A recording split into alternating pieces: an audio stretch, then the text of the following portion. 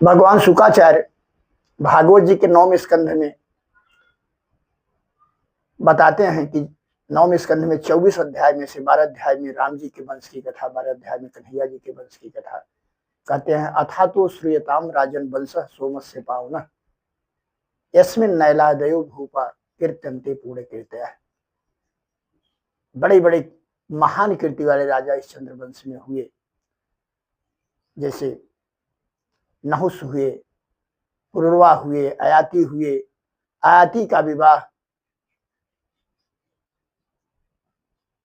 शुक्राचार्य की पुत्री देवयानी से हुआ, जिससे 2 पुत्र हुए, यदु और तुर्वसु।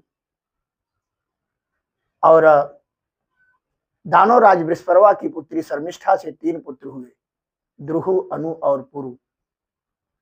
जिसमें भगवान शुक्राचार्य कहते हैं कि राजन, ये परम पवित्र वंश है यति का। यति जैसी सहन शक्ति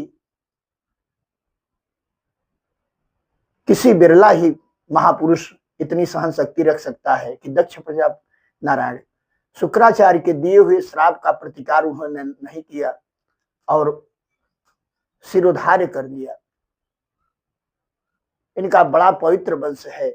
यदु से यदु वंश हुआ, तुर्वसु से यवन वंश हुआ, अनु से म्लेच्छ वंश हुआ, द्रुहु से भोज वंश हुआ, जिसमें आगे चल करके कंस आदि पैदा हुए।